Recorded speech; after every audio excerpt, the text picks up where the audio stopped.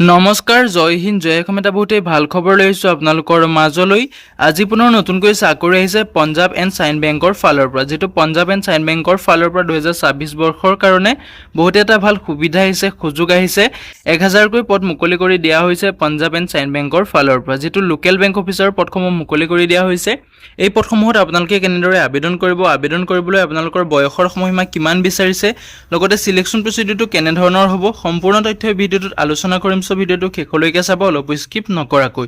যদি এই ভিডিওটো চাই ভাল পায় এটা লাইক কৰিব আৰু মোৰ চেনেলটোলৈ যদি প্ৰথমবাৰ কাৰণে আহিছে তেনেহলে চেনেলটো সাবস্ক্ৰাইব কৰি কাষতে থকা বেল আইকনটো অন কৰিবলৈ নাপাহৰিব যাতে প্ৰতিদিনে জবৰ আপডেটসমূহ সকলোতকৈ আগতীয়াকৈ আমাৰ এই চেনেলৰ দ্বাৰা পাই থাকিব পাৰে লগতে ভিডিও ডেসক্ৰিপচনত মই WhatsApp চেনেলৰ লিংক দিছো তাতো গৈ আপোনালোকে WhatsApp চেনেলটো ফলো কৰি ল'ব যাতে প্ৰতিদিনে জবৰ আপডেটসমূহ সকলোতকৈ আগতীয়াকৈ পাই থাকিব পাৰে লগতে ভিডিওটো সকলো বন্ধু বান্ধৱীলৈ শ্বেয়াৰ কৰি দিব যদি এই ভিডিওটো চাই ভাল পায় এটা লাইক কৰিব আৰু চেনেলটো সাবস্ক্ৰাইব কৰিবলৈ নাপাহৰিব যেহেতু এতে দেখিবলৈ পাইছে Punjab and sign bank recruitment 2026 ৰ ফালৰ পৰা যেটো 1000 টাকৈ লোকেল বেংক অফিচাৰ পদ মুকলি কৰি দিয়া হৈছে এই পদসমূহত আপোনালোকে অনলাইন মাধ্যমেৰে আবেদন কৰিব পাৰিব যদি আপোনালোকে পদসমূহত এলিজিবিলিটি হয় আপোনালোকে আবেদনসমূহ কৰি ল'ব পাৰিব যদি আপোনালোকে ইন্টাৰেষ্টেড হয় পদসমূহৰ প্ৰতি ভিডিও ডেসক্ৰিপচনত মই আবেদনৰ লিংক দিম তাতে গৈ আপোনালোকে আবেদনসমূহ কৰি ল'ব পাৰিব যেটো পঞ্জাৱ এণ্ড চাইন বেংকৰ ফালৰ পৰা যিখিনি পদ মুকলি কৰি দিয়া হৈছে যেটো 1000 টাকৈ লোকেল বেংক অফিচাৰ পদ মুকলি কৰি দিয়া হৈছে এই পদসমূহৰ আপোনালোকৰ লাষ্ট ডেটটো 20/4/2026 মানে আপোনালোকৰ এপ্ৰিল মাহৰ 20 তাৰিখলৈকে আপোনালোকে এই পদসমূহত আবেদন কৰিব পাৰিব ইয়াতে এটা অভাৰভিউ দিয়া আছে ইয়াতে দেখিবলৈ পাইছে যেটো নেম অফ পোষ্ট যেটো পদৰ নামটো আপোনালোকে গম পাইছে যেটো লোকেল বেংক অফিচাৰ পদ মুকলি কৰি দিয়া হৈছে এলবিও পদ মুকলি কৰি দিয়া হৈছে টোটাল ভ্যাকেন্সি এটা 1000 টাকৈ পদ দেখিবলৈ পাব ইয়াতে আপোনালোকৰ ক্যাটাগৰী ওয়াইজ ভ্যাকেন্সি সমূহ দিয়া আছে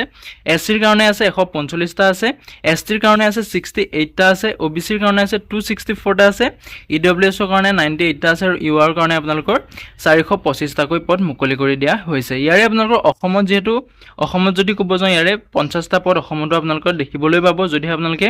ইন্টাৰেষ্টেড হয় এলিজিবল হয় পদসমূহৰ প্ৰতি আবেদনসমূহ কৰি ল'ব পাৰিব ইয়াৰে এডুকেশন কোৱালিফিকেশনৰ ক্ষেত্ৰত ক'বলৈ গ'লে আপোনালোকে যদি গ্ৰেজুৱেচন কৰি থৈছে ডিগ্ৰী পাছ কৰি থৈছে তেতিয়াহ'লে আপোনালোকে পদসমূহত আবেদন কৰিব পাৰিব লগতে আপোনালোকৰ 18 মাহকৈ এক্সপেৰিয়েন্স বিচাৰিছে পদৰ প্ৰতি আপোনালোকৰ যিখিনি শিক্ষাগত অৰ্হতা আছে অভিজ্ঞতা আছে শিক্ষাগত অৰ্হতাৰ যিখিনি অভিজ্ঞতা আছে সেইখিনি থাকিব লাগিব আপোনালোকে যেটো পদৰ কাৰণে আবেদন কৰিম বুলি ভাবিছে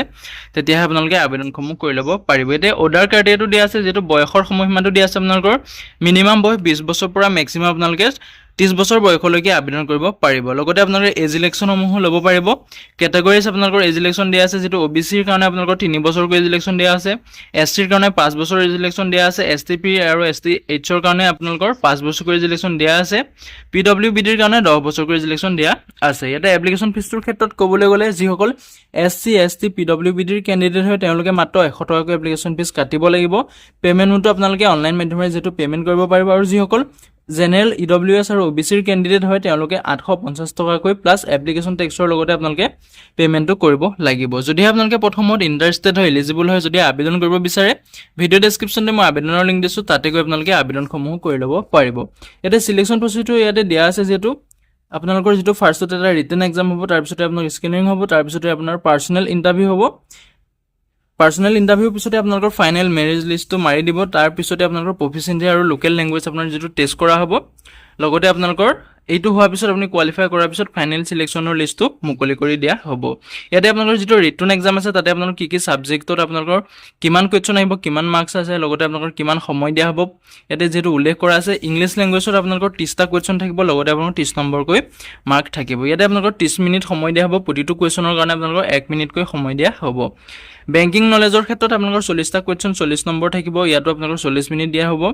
জেনাৰেল এৱাৰনেস আৰু ইকনমিত আপোনালোকৰ 30 টা কোৱেশ্চন 30 নম্বৰ থাকিব ইয়াতো আপোনালোকৰ 30 মিনিট সময় দিয়া হ'ব কম্পিউটাৰ এপ্টিটিউডত আপোনালোকৰ 20 টা কোৱেশ্চন 20 নম্বৰ থাকিব ইয়াতো আপোনালোকৰ 20 মিনিট সময় দিয়া হ'ব টোটাল আপোনালোকৰ 120 টা কোৱেশ্চন থাকিব 120 মাৰ্কছৰ থাকিব লগতে আপোনালোকৰ 2 ঘণ্টা সময় দিয়া হ'ব মানে 120 মিনিট সময় দিয়া হ'ব প্ৰতিটো কোৱেশ্চনত আপোনালোকৰ 1 মিনিটকৈ সময় দিয়া হ'ব যদি আপোনালোকে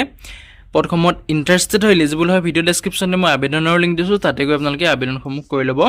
পাৰিব ইয়াতে আপোনালোকৰ ইম্পৰ্টেন্ট ডেটসমূহ ইয়াতে কৈ দিছো যেটো ষ্টাৰ্টিং ডেটটো আপোনালোকৰ 31 মাৰ্চৰ পৰা যেটো এই পদসমূহত 31 মাৰ্চৰ পৰা আবেদন প্ৰক্ৰিয়াটো ষ্টাৰ্ট হৈ গৈছে লাষ্ট ডেটটো আপোনালোকৰ 20 এপ্ৰিল তাৰিখলৈকে লাষ্ট ডেট আছে যদি আপোনালোকে এতিয়াও আবেদন কৰা নাই ভিডিও ডেসক্ৰিপচনতে মই আবেদনৰ লিংক দিছো নটিফিকেশনৰ লিংক দিছো নিজে চেক আউট কৰি আপোনালোকে আবেদনসমূহ কৰি ল'ব পাৰিব আজিলৈ ভিডিওটো ইমানেই আছিল যদি ভিডিওটো চাই ভাল পালে এটা লাইক কৰিব আৰু মোৰ চেনেলটোলৈ যদি প্ৰথমবাৰ কাৰণে আহিছে তেনেহলে চেনেলটো সাবস্ক্ৰাইব কৰি কাষতে থকা বেল আইকনটো অন কৰিবলৈ নাপাহৰিব যাতে প্ৰতিদিনে জবৰ আপডেটসমূহ সকলোতকৈ আগতীয়াকৈ আমাৰ এই চেনেলৰ দ্বাৰা পাই থাকিব পাৰে লগতে ভিডিঅ' ডেছক্ৰিপশ্যনত মই হোৱাটছআপ চেনেলৰ লিংক দিছোঁ তাতে গৈ আপোনালোকে হোৱাটছআপ চেনেলটো ফ'ল' কৰি ল'ব যাতে প্ৰতিদিনে জবৰ আপডেটসমূহ সকলোতকৈ আগতীয়াকৈ পাই থাকিব পাৰে আজিলৈ ভিডিঅ'টো ইমানেই আছিলে জয় হিন্দ জয় অসম